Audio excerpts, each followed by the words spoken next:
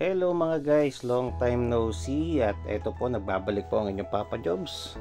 Tinapa rice po para sa ating recipe po for today. So let's start. So syempre ayan sa ating wok. Naglagay po tayo ng mantika at ang ating bawang na naka-prepare na po, no. So nakapanood ng video ko, medyo familiar na kayo dito sa setup ng ginagawa natin sa bawang na nakalagay na sa mantika sa isang jar para mas mabilis ang ating galawan sa buong araw, no? So ayan, medyo gisa-gisa lang natin siya hanggang sa maging golden brown na yung ating bawang. Pwede mo na rin siyang iwan na lang pansamantala. At syempre ang isa sa ito nga, sabi ko ang ating recipe tinapa rice. So dagdag lang tayo ng kaunti pang mantika para mas, kasi medyo may mga iba pa tayong sangkap na ilalagay diyan, mas maganda na nasisir natin siya ng tama. At isa sa mga recipe na medyo magpapastrong talaga ng flavor natin dito is yung mantika, kasi syempre since fried rice siya na di-distribute ng mantika ng maayos yung flavor ng mga ating aromatics or ating mga ingredients, no?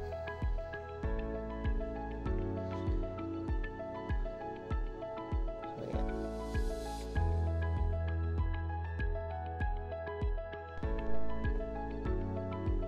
So ito nga po ang ating tinapa na pinrito at hinimay na, tinanggal na sa ating mantika. At ito ang ating calamansi juice, calamansi na pinigaan na rin, oyster sauce. So yun ang isa sa mga main ingredients natin sa ating recipe po na to. Siyempre yung kanin. At ayan, medyo halu-haluin para maiwasan yung paninikit ng ating bawang sa ilalim. At medyo nakaset up na rin to ng high flame para isang mabilisang luto tayo mga guys, no?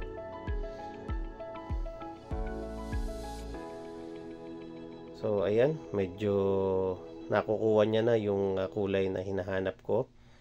At isunod na natin yung ating tinapa. So kagandahan nito kasi nga syempre sariling himay lang to mga guys So possibly may mga tinik na naiwan. So kagandahan na kapag sinalang mo na siya uli dito, medyo magka-crunchy, medyo maano na lang din, madudurog na lang yung tinik para pagka kinain mo hindi ka na rin masyado sugat or masakit sa lalamunan. So next natin ang ating scrambled eggs na hiniwa din natin ng maliliit, no? Halo-halo lang po mga guys.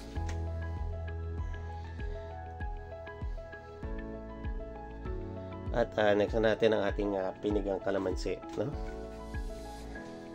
Pwede rin kayong gumamit ng lemon mga guys kung gusto nyo. And next natin is oyster sauce. So parang inano lang natin to pinagsama-sama lang natin yung typical na pag kumakain ka ng tinapa, sinangag, no? Para wala nang himay-himay eto pagsasama-samahin na halu-haluin mo na. So kaya nga may kalamansi, di ba? Iba sa atin is parang sinasawsawan ng kalamansi at patis yung ating tinapa. Kaya yun yung hinalo ko dito sa ating recipe na to. At next na natin yung ating bagong saing na kanin. Pwede rin namang bahaw, no? Ay no, medyo mausok pa mga guys. Medyo mainit ng kaunti, no? Teka lang. Medyo mainit na siya sa kamay ko, pero ayan, halu-haluin lang natin. So sa klase ng kanin, maganda sana yung medyo, syempre hindi malata yung kanin natin. Kung bagong luto yung isasaing ninyo, no, yung maganda sana siya yung medyo maligat-ligat ng kaunti, dahil kapag malata yung kanin natin, medyo mahirap i-distribute yung flavors nung tinapa rice natin, like yung lasa ng tinapa, kalamansi, no, oyster. Kaya ayan, so at this point hininaan ko na rin muna yung ating apoy ano to yung very low flame niya talaga, no. Kumbaga sa kalan binabaliktad natin hanggang sa yung gitnang apoy lang ang nakabukas sa kanya. So para maiwasan yung paninikit lalo sa part na to, kasi syempre dinudurog pa natin yung kanin natin. Isa rin sa technique na ginawa ko kanina dun sa ating tinapa rice, nung sinain ko siya at nung kumulo, nilagyan ko ng kaunting mantika para medyo madulas-dulas siya. So ayun, nagdagdag ako ng kaunti pang kalamansi, kaunti pang oyster sauce, no. Kanina hindi ko pa kasi masyadong nilahat yung kalamansi at oyster sauce natin, kasi baka masyadong mag-strong yung lasa, or baka maganda rin kasi na syempre sa huli ka na lang magdagdag, dahil pag sumobra yan hindi mo na mababalik yung sobrang ano niyan So ayan, halo-halo lang natin to mga guys, at para ma-distribute yung flavor nga ng ating tinapa at so dito gumamit na ako ng dalawang sandok para mas madali yung ating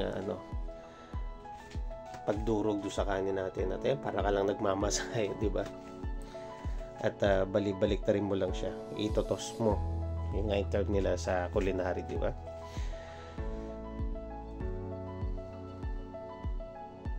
Yun, sabi ko nga, kung tutusin tong recipe na to mga guys, hindi na kailangan ng ulam, kasi andyan na yung tinapa, andyan na yung scrambled eggs, andun na rin yung condiments mo na gagamitin para sa recipe na to, which is yung kalamansi.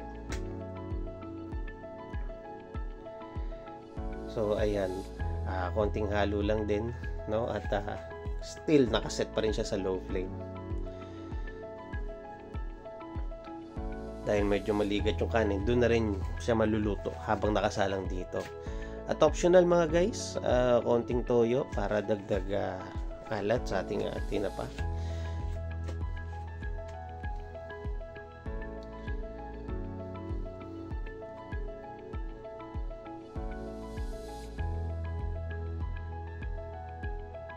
Ayun, mekos lang natin yan mga guys. So ito, medyo malapit na maluto ang ating tinapa rice, no. Medyo yun nga, inahalo lang natin dito. Kanina pala medyo nilakasan ko na ng konti yung ating apoy, kasi yun nagbibigay siya ng kaunting flavor kapag medyo naka-high heat siya, no. At kung medyo kaya naman siya ng powers nyo mga guys, pwede nyo rin talagang itotos nyo siya para medyo no. Yan, itos-tos natin ng kaunti kung kaya naman ng powers nyo. Pero kung hindi naman, okay lang din naman, wala namang So dito kagandahan nito is, ayan nga, para maiwasan mo rin yung pagkasunog ng kanin sa ilalim. So ayan, konting halo lang, at yun, hinaan na lang uli natin yung ating apoy, at para medyo maluto pa, dahil nga yung ginawa ko doon sa kanin natin is medyo maligat yung luto, kaya eto ininihin natin para medyo umano pa ng kaunti yung texture or yung consistency na tinatawag nila doon sa kanin natin o sa sinangag.